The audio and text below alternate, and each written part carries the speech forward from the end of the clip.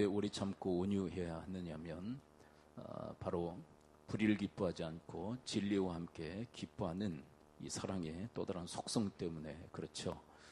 우리가 의의 사람 또 진리의 사람이 되게 되면 불의와 또 악한 세상에 대해서 오늘 본문 5절에서 말씀하신 것처럼 성이 나게 되죠.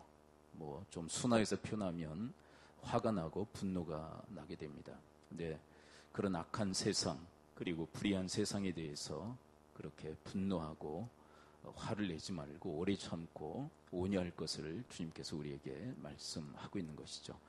오늘은 그 다음 편으로 4절 중반에 그리고 5절까지 말씀을 함께 살펴보도록 하겠습니다. 우리 13장 우리 4절을 함께 읽어볼까요? 우리 4절 우리 함께 읽습니다. 시작. 사랑은 오래 참고 사랑은 온유하며 시기하지 아니하며 사랑은 자랑하지 아니하며 교만하지 아니하며 사랑은 시기하지 않는다 그리고 자랑하지 않는다라고 그렇게 기록되어 있는데 이 시기와 자랑은 어떻게 보면 양면성과도 같아요. 시기한다는 것은 남이 잘 될 때 취하는 잘못된 태도고요. 그리고 자랑하는 것은 내가 잘 될 때 취하는 잘못된 태도라고 그렇게 말을 할 수 있겠죠. 시기는 뭡니까? 남이 아주 잘 될 때, 잘 나갈 때 그것에 대해서 아주 잘못된 태도를 갖는 거죠. 시기하는 것. 그러니까 배아파하고 싫어하는 그런 태도. 그것이 바로 시기다라고 이야기를 하고 있습니다. 그런데 이 시기는 죽음에 이르게 하는 죄악이다라고 성경은 이야기를 하고 있어요.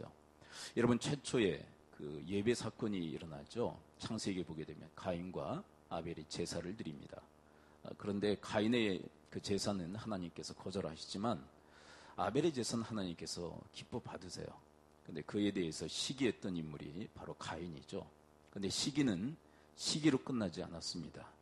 시기는 결국은 아벨을 쳐 죽이는 죽음에까지 이르는 죄악으로 그렇게 번지는 모습을 확인하게 되어서요.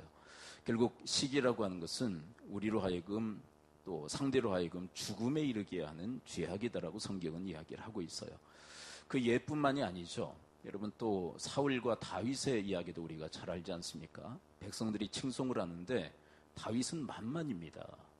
그러나 사울은 천천입니다. 그렇게 얘기를 해요.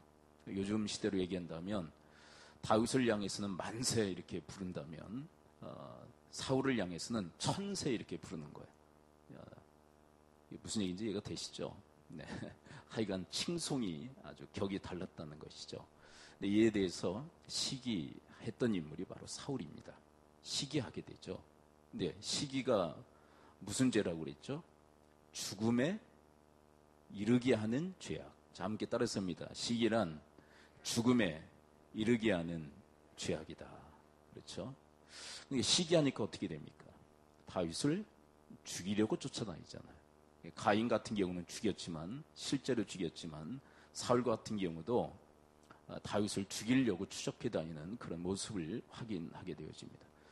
여러분 요셉의 형제들이 있었죠. 요셉은 그 어떤 형제들보다 뛰어난 인물이에요.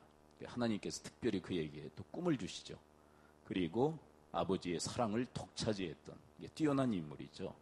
그리고 잘 나갔던 인물. 근데 그에 대해서 형제들이 시기하지 않습니까? 근데 시기하니까 뭐하죠? 죽이려고 하죠. 그렇죠? 그래서 우물에 빠뜨렸다가 구덩이에 빠뜨렸다가 이제 건져내서 이제 애굽으로 팔아버리는 그런 일까지도 서슴없이 저지르게 됩니다. 시기라는 것은 바로 그렇게 우리로 하여금 죽음에 이르게 하는 죄악이다라고 할 정도로 아주 심각한 문제죠. 네. 그런데 하나님께서 우리에게 기뻐하시는 삶의 태도가 있다면 남이 잘 될 때 함께 기뻐하고 축하해 주기를 원해요. 자, 함께 따라했습니다. 남이 잘 될 때 기뻐하고 축하해 주자. 네. 근데 우리 한국 민족 뿐만 아니라 대부분의 사람이 그런 것 같아요. 남이 힘들고 어려울 때 공감하는 능력은 아주 뛰어나요. 같이 아파하고 힘들어하는 거. 얼마나 힘들지 우리가 공감하고 같이 아파하는 거 잘합니다. 근데 남이 잘 될 때는 얼굴의 인상이 달라져요. 아픈 거는 함께 공감하고 같이 아파하는 건 잘하는데 남이 잘 될 때는 그것에 대해서 함께 공감하고 같이 기뻐하고 축하하는 일은 잘 못해요. 이상하게 그런 얘기 있죠. 배앓이가 이렇게 뒤틀린다고 그러고 그리고 인상이 굳어집니다.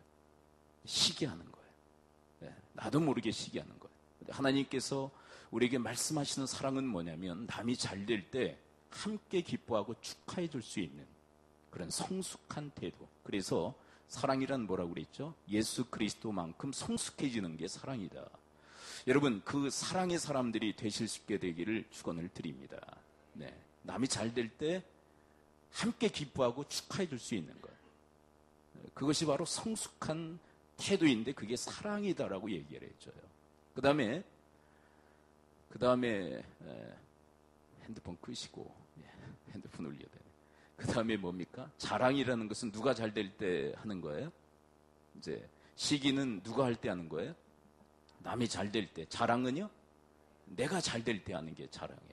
내가 잘 될 때 나를 드러내고 나타내려고 하는 그런 속성. 근데 그건 사랑이 아니다라고 그랬죠. 근데 우리 사람들에게는 그런 속성들이 다 있어요. 자기를 드러내고 나타내고자 하는 그런 자랑하고 싶은 그런 속성들이 있단 말이에요.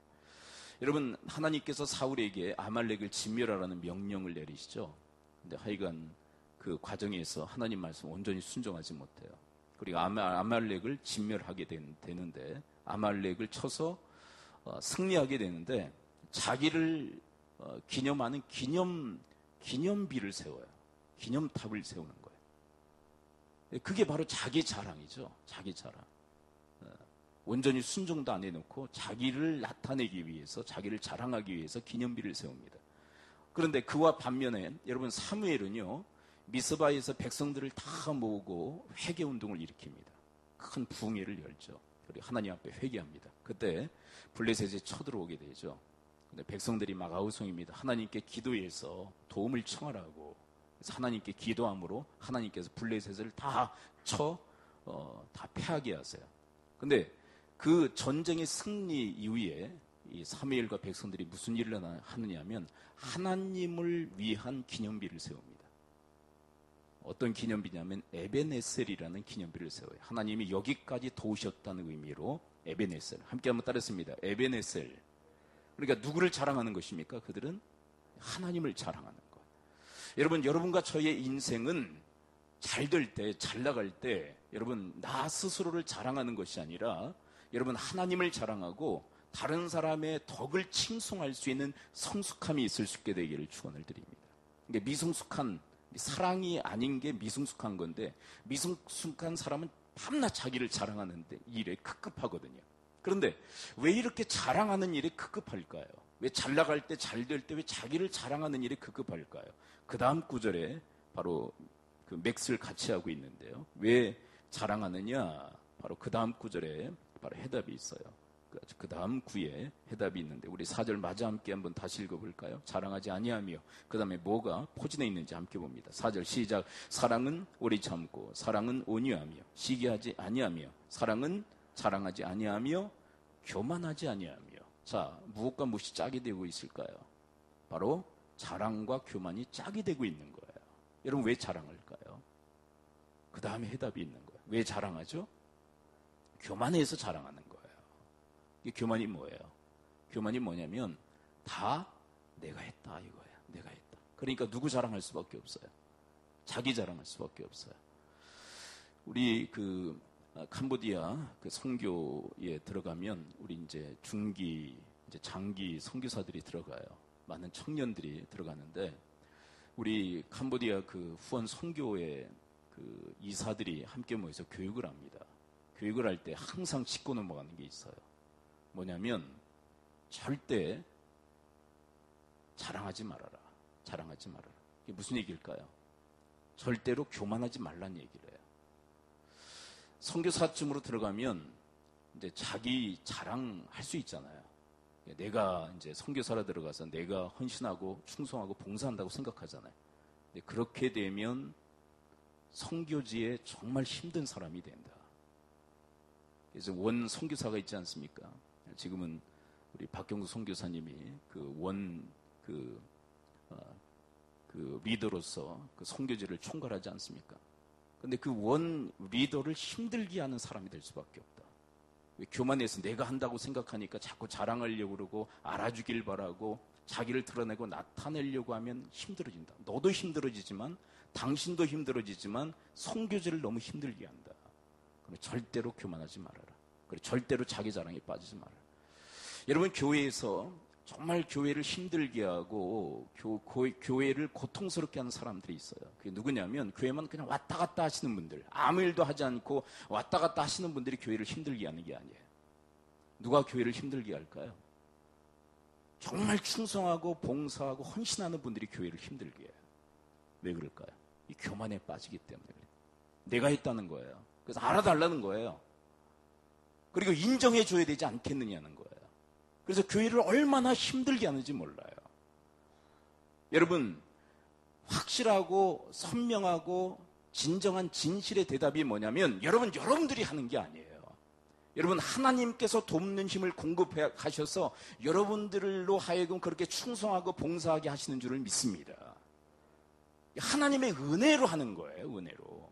근데 하나님의 은혜로 됐다는 것은 하나님을 자랑하고 하나님을 드러내고 하나님께 감사하는 의미가 있는 거 아닙니까? 여러분, 그래서 사랑이라는 것은 겸손한 것이에요. 겸손은 뭡니까? 하나님의 은혜로 된 것을 아는 게 겸손이에요. 그리고 여러분, 그 은혜로 된 줄 알고 감사할 수 있게 되기를 축원을 드립니다. 여러분, 여러분들 중에 그 누구보다도 헌신하고 충성하고 봉사하는 분들이 있다면 이거 조심하셔야 돼요. 그러니까 내가 했다고 생각할 때 시험에 들어요. 시험에 들어. 네. 그래서 왜 안 알아주나? 내가 봉사하고 헌신하고 충성한 만큼 내 지분에 대해서 왜 안 알아주나? 막 그러면서 속상해하고 섭섭해하고 그런 분들 때문에 교회가 고통을 당해요. 교회에 숱한 문제들이 일어나요. 여러분, 내가 지금까지 했던 그 모든 충성도 하나님의 은혜로 된 줄 알고 주님 앞에 감사할 수 있는 그런 사랑의 사람들이 다 되실 수 있게 되길 축원을 드립니다. 네. 그 다음에 13장 5절로 들어가 볼까요? 이제 5절로 들어가면 이제 5절에서 또 다른 이제 사랑에 대한 말씀을 하시는데, 자, 5절 함께 한번 읽어봅니다. 5절 시작. 무례히 행하지 아니하며 자기의 유익을 구하지 아니하며 성내지 아니하며 악한 것을 생각하지 아니하며. 사랑은 뭐라고요? 무례히 행하지 아니하며. 이것은 무슨 의미일까요? 예의를 지키는 것이다. 자, 함께 따라했습니다. 사랑은 예의를 지키는 것이다. 그렇죠. 요즘 사회에 얼마나 무례합니까? 요즘은 익명성으로 글을 쓸 수 있는 그런 일들이 많기 때문에 글들이 얼마나 무례한지 몰라요. 근데 그건 사랑이 아니다라고 얘기하세요. 사랑은 무례히 행치 않는 것이다. 예의를 지키는 것이다. 그렇게 얘기해요. 그런데 사람들이 왜 무례할까요? 오늘 본문에 다 해답이 있어요. 다른 데 찾지 말고 우리 본문에서 한번 찾아볼까요? 5절에서 두 가지 한번 찾아보세요. 왜 무례히 행할까요? 첫 번째, 두 번째 그냥 순서대로 찾으시면 돼요. 순차적으로 5절을 다시 한번 읽으면서 우리가 왜 무례히 행하는지 첫째, 둘째로 한번 찾아봅니다. 5절 함께 읽어볼까요? 시작. 무례히 행하지 아니하며 자기의 유익을 구하지 아니하며 성내지 아니하며 악한 것을 생각하지 아니하며. 자, 첫째 이유는 뭘 것 같으세요? 왜 무례히 행할까요? 자기의 유익만을 구할 때 우리는 무례히 행하게 됩니다. 여러분, 이 사랑과 이 욕심의 차이가 있어요. 자, 사랑은 뭐냐면, 사랑은 잘 들어보세요. 사랑은 뭐냐면 타인의 유익을 위해서 자기를 희생하는 사람이에요. 자, 사랑은 뭐라고요? 함께 따라했습니다. 타인의 유익을 위해서 자기를 희생하는 것. 이 사람이 무례히 행할 수 있을까요? 이 사람은 철저히 누구를 위해요? 타인을 위하기 때문에 예의를 지켜요. 이 사람은. 그렇다면 욕심은 뭐냐면 이거예요. 욕심은 따라서 봅니다. 욕심이란 자기의 유익을 위해서 타인을 희생시키는 것이다. 그러니까 이 사람이 어때요? 타인에게 무례한 거예요. 너무 무례한 거예요. 여러분, 사실상 이 사람들이 그냥 밥 먹듯이 하는 얘기가 너를 위해서 하는 거야. 너를 위해서 말하는 거, 너를 위해서 행동하는 거야 라고 하지만 사실상 그렇지가 않아요. 자기를 위해서 하는 거예요. 자기를 위해서 말하고 자기를 위해서 행동하는 거예요. 여러분, 자기만을 위해서 행동하고 자기만을 위해서 말하고 자기만을 위해서 생각하고 살아갈 때 우리는 무례히 행할 수밖에 없어요. 사람들에게. 그러나 여기에는 반대 역설적 메시지가 있죠. 사랑이란 뭐냐면 타인의 유익을 구하는 것입니다. 근데 타인의 유익을 구하면, 다른 사람을 위하면 절대로 무례행할 수가 없어요. 여러분, 여러분들이 바로 그렇게 타인의 유익을 구하기에, 타인을 위하기에 여러분 무례행하지 않는 예의를 지키는 사랑의 사람들이 되실 수 있게 되기를 축원을 드립니다. 밤낮 자기만을 위하기 때문에 무례한 거예요, 사람들이. 그 다음에 자기 유익을 구하기 때문에 무례하고, 두 번째 이유는 뭐예요? 네, 성날 때 무례히 행하게 돼요. 성난다는 것은 무슨 의미입니까?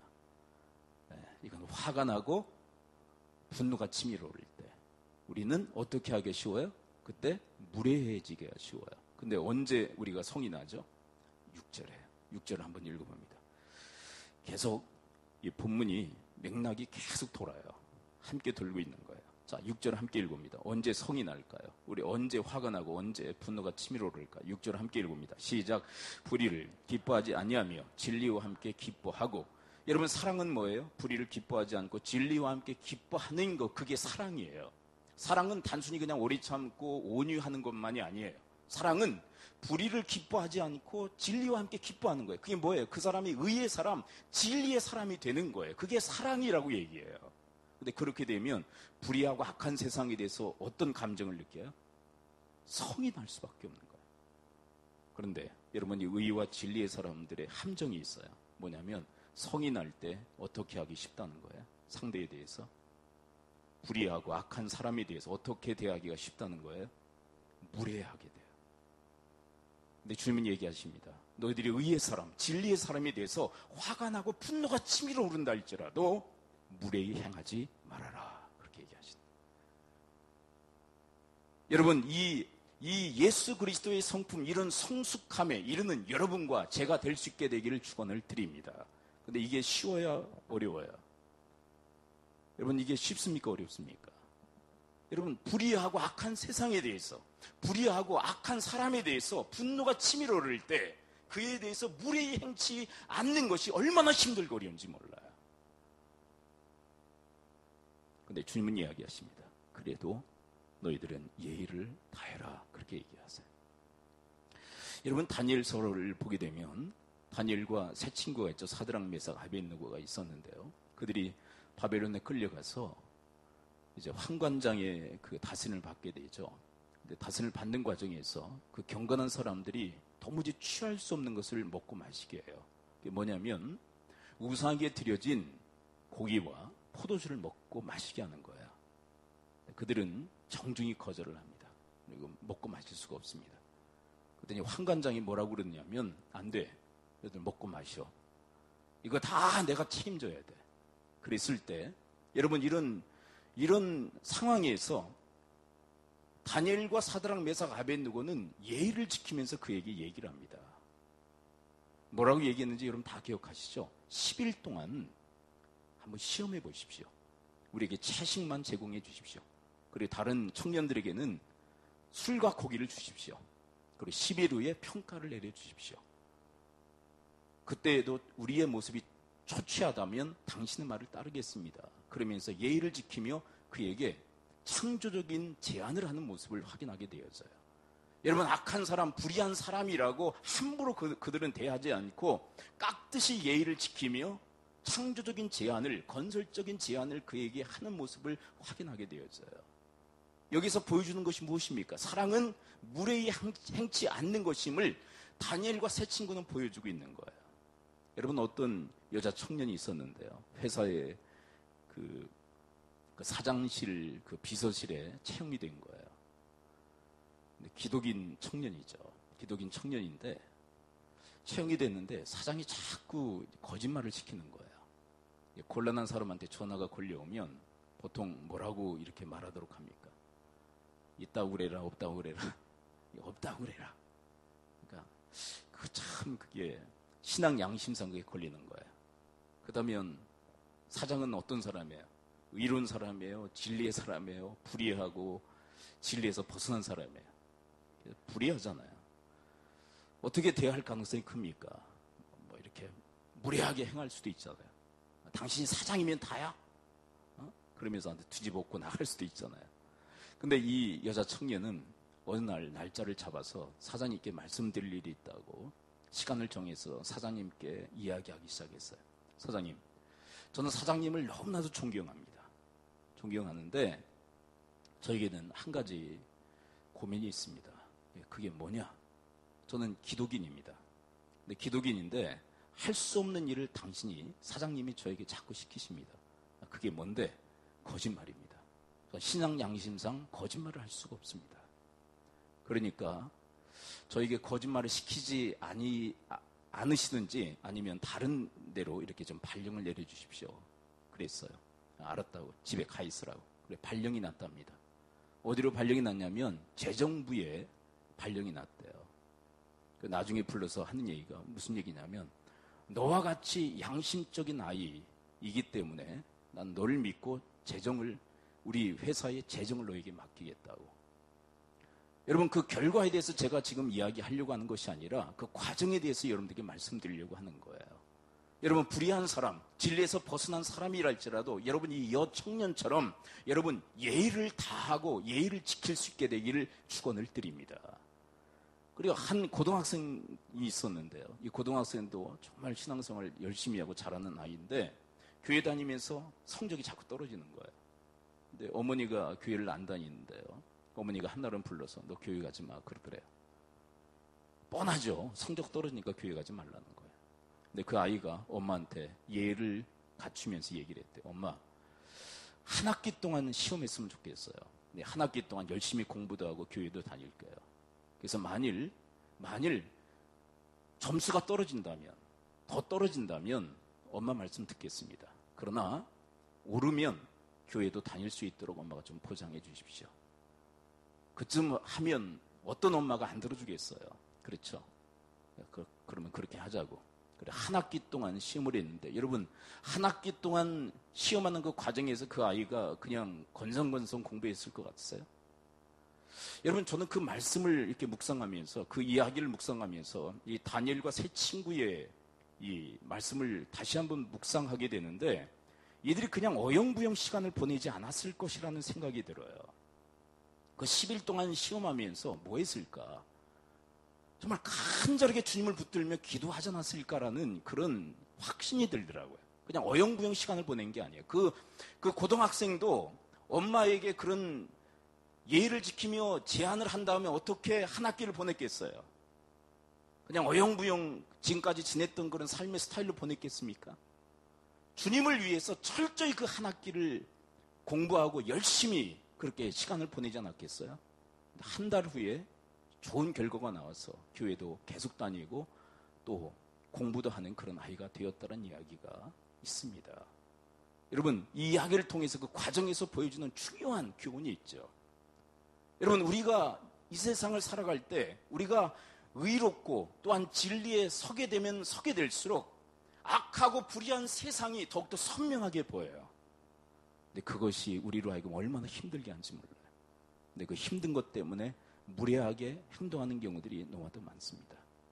그러나 주님은 우리에게 말씀하십니다. 그럼에도 불구하고 무례히 행치 말고 예의를 다할 것을 우리에게 말씀하십니다. 여러분들이 약하고 불의한 이 세상 속에서 그런 사랑의 사람으로 온전히 살아갈 수 있게 되기를 축복을 드립니다.